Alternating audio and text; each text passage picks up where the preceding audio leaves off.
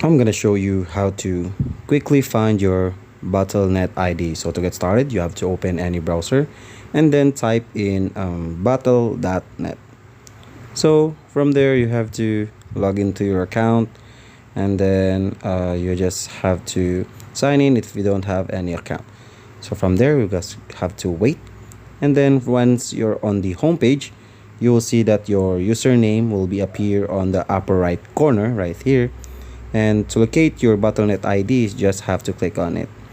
And then from there, your Battle.net ID should look like your username, then a not numbers, 4-digit numbers. So from here, this is your my Battle.net ID. So that's how you quickly find your Battle.net ID. On mobile, you can just open the Battle.net mobile app, then tap the account icon, tap right, then the same thing is your battle tag or your battle ID will appear.